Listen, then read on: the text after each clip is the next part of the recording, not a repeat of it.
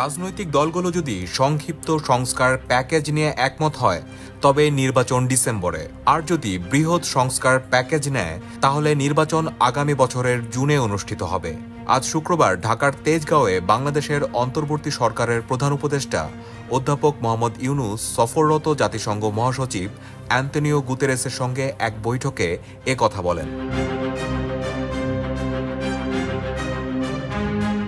অধ্যাপক ইউনূস বলেন, দলগুলো ৬টি কমিশনের সুপারিশ সমূহের সাথে একবার একমত হলে তারা জুলাই সনদে স্বাক্ষর করবে, যা দেশের গণতান্ত্রিক উত্তরণের পাশাপাশি রাজনৈতিক, বিচারিক, নির্বাচন সংক্রান্ত, প্রশাসনিক, দুর্নীতি দমন এবং পুলিশ সংস্কারের একটি রূপরেখা তৈরি হবে। তিনি বলেন, রাজনৈতিক দলগুলো যদি সংক্ষিপ্ত সংস্কার প্যাকেজ নিয়ে একমত হয় তবে নির্বাচন ডিসেম্বরেই হতে পারে। তবে তারা যদি বৃহৎ সংস্কার প্যাকেজ গ্রহণ করে তাহলে নির্বাচন আগামী বছরের জুনে অনুষ্ঠিত হবে।